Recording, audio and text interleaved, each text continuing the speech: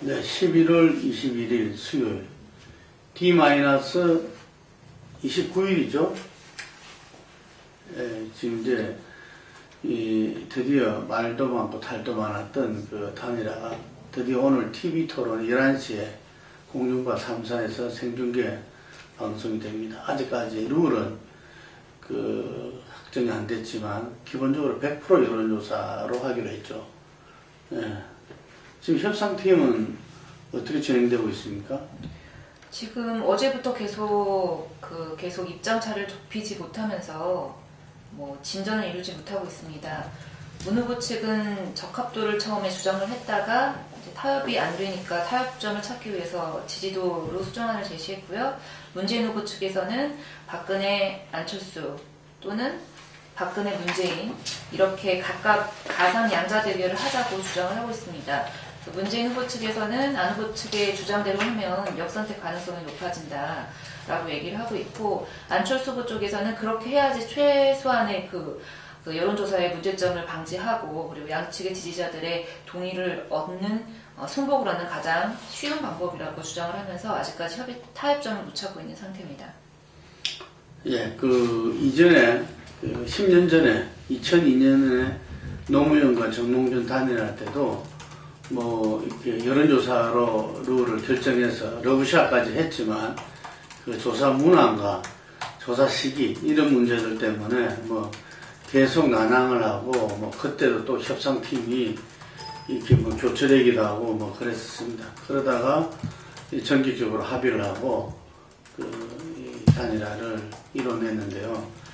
이번 같은 경우에서도 상당히 이 단일화 협상 둘째 날부터 중단 선언이 이루어지고, 그 다음에 민주당으로서는 이 당대표 등 최고위원들이 모두 사퇴하고, 그리고 문재인 후보가 통근 형님의 이미지로 단일화에 대한 모든 룰을 일임한다, 이런 이야기를 했습니다.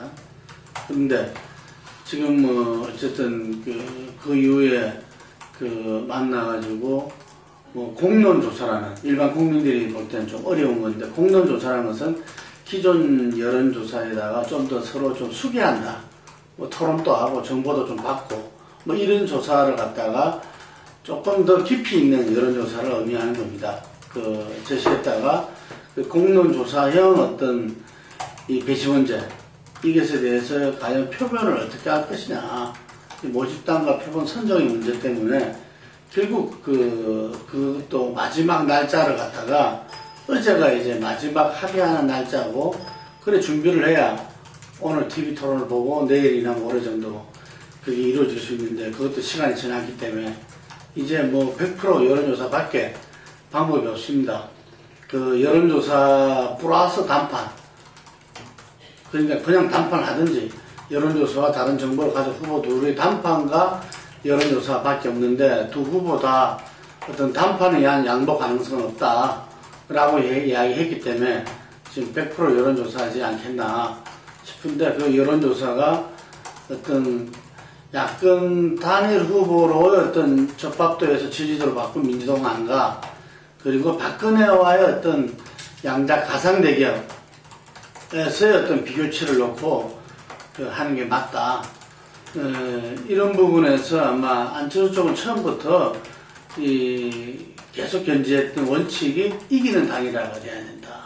그리고 양적 지지자들이 승복할 수 있는, 힘을 합할 수 있는 어떤 그런 단일화 방식이 돼야 된다 하면서, 그걸 충족시키기 위해서 어떤 양자 대결을 하기 위해서 그래도 조금이라도 이 후보가 경쟁력이 있구나, 또 우리 후보가 조금이라도 저 상대 후보에 대해서 경쟁력이 좀 떨어지는구나, 그러면서 어떤 그걸 승복할 수 있다고 하는 건데, 어쨌든 양쪽 다 한편으로는 일리도 있고, 한편으로는 또 이 단일화의 어떤 취지라든지 어떤 그런 부분, 말하자면은 문 쪽에서는, 안철수 쪽에서 그러면은 사실상 새누리당 박근혜 후보 지지자들한테 이 야권 후보 단일화의 결정을 맡기는 꼴이 되는 거 아니냐.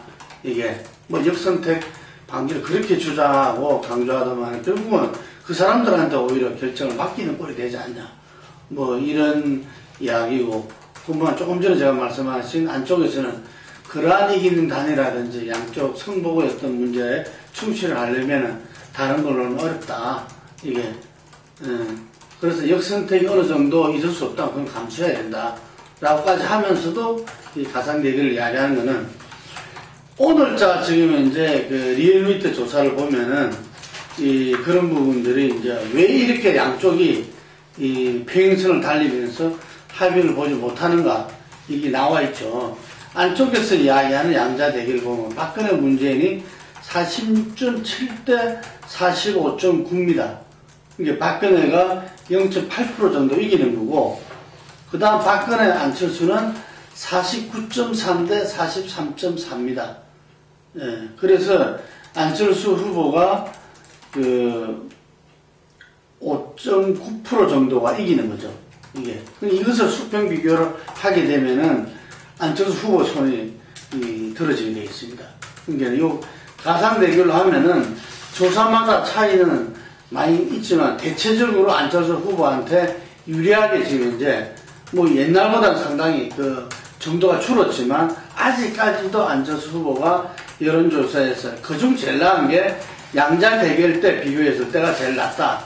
이거를 알 수 있고요. 그리고 지금 이제 그 여러 가지 뭐 표현들은 좀 바뀌고 논란도 있고 이랬지만 어쨌든 약간 단위라 양자 대결 그 부분에서는 그 문재인 후보가 40.6대 39입니다.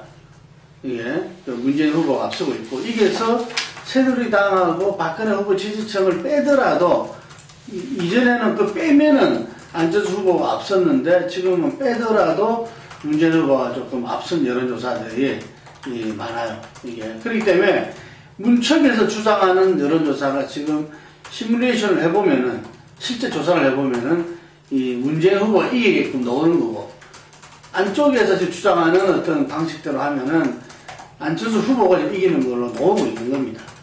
2002년도에 그 홍석기 박사와 그 김행 씨가 그 당시에 이 노무현 이 정몽준 후보 측의 어떤 여론조사 실무 협상을 갖다가 담당했었는데, 그분들 이야기가 보면은 당시에도 협상하면서도 뭐 수십 차례 조사를 갖다 실행했다는 겁니다. 그러면서 거기에서 어떤 유불리, 예를 들면은 어느 것이 하는가를 갖다가 이 타당성을 갖다가 자기들이 어떤 성리 가능성을 체크했다는 건데, 뭐 유불리를 따지지 않는 어떤 단일화 협상을 하겠다 했지만 실제 그 실무 차원에서는 지금 그런 부분들을 따지지 않을 수 없는 거죠. 그래서 양쪽에서 지금 이제 시뮬레이션을 갖다 계속 하고 있지 않나, 뭐 그런 생각이 드는데, 결국은 이 부분들은 실무 차원에서 그 해결되는 상당히 어려운 거 아닌가.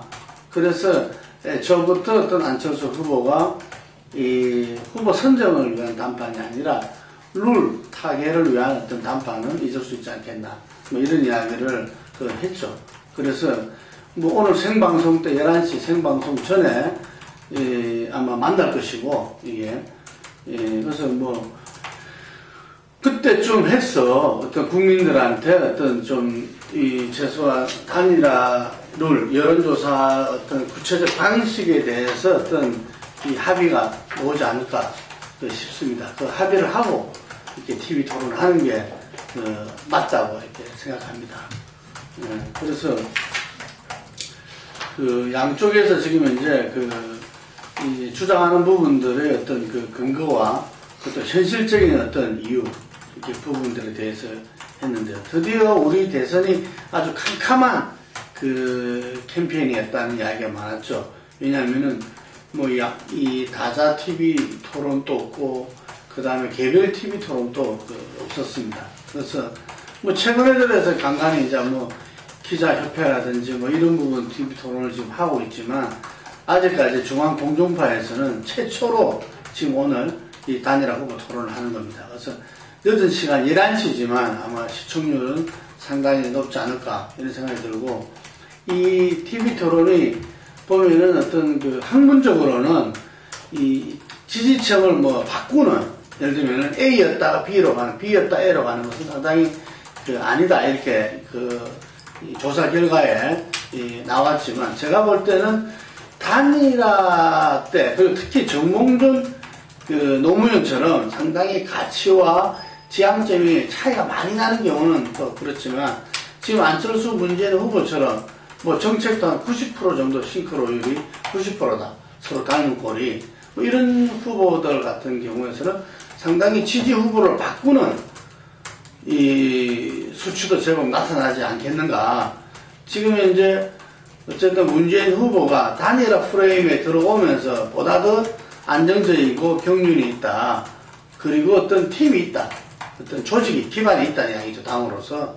이런 부분에 비해서 뭔가 안철수 후보는 처음에 초기에 어떤 기세는 좋았지만 단일화 프레임에 들어오면서 뭔가 불안하다.